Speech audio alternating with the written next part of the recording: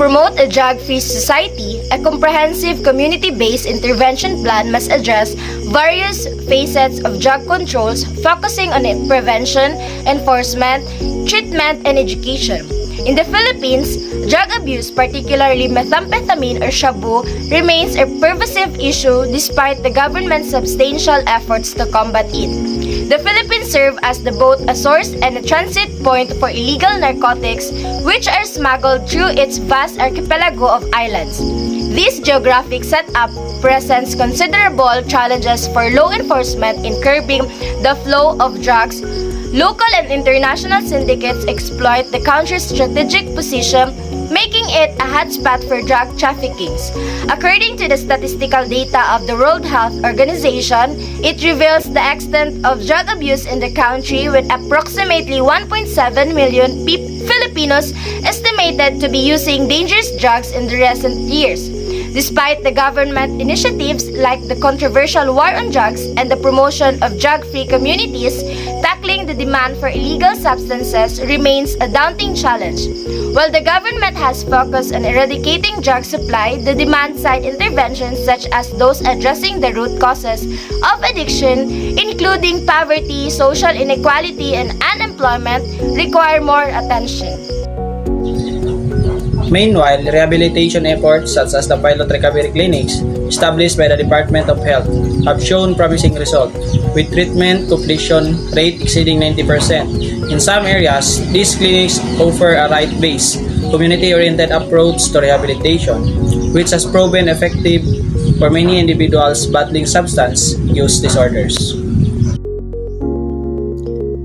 In crafting an intervention plan, the priority must be on prevention strategies, public awareness campaigns, school-based education programs, and community outreach.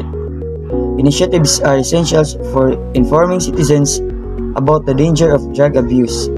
This program can not only educate people about the health risks associated with drugs, but can also work to reduce the stigma surrounding addiction, encouraging those who need help to seek treatment before their substance use escalates into more serious issues.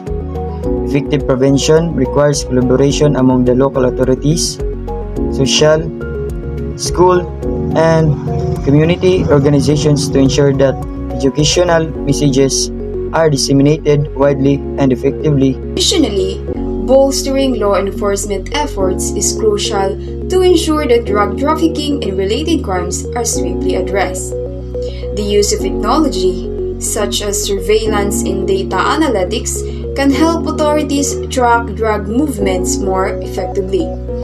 Community policing efforts are also essential to build trust between law enforcement and local communities, ensuring that drug-related crimes are reported and dealt with promptly.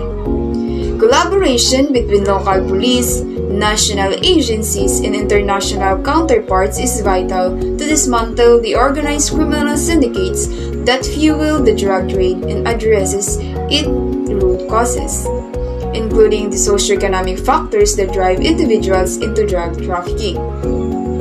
Alongside prevention and enforcement, enhancing rehabilitation services for drug users is essential.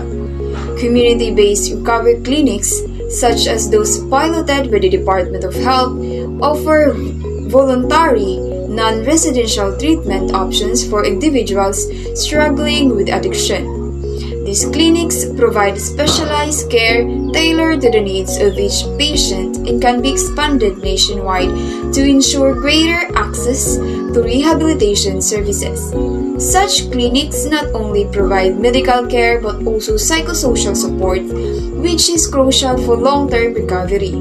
Replicating these models in other regions would ensure that more individuals receive the help they need to break free from drug addiction. Finally, educating the broader community about the importance of the drug-free environment is essential. Public education initiatives that promote the danger of drug use and the importance of community involvement can help foster a safer, healthier society. By participating in prevention efforts, reporting drug-related activities and supporting individuals in recovery.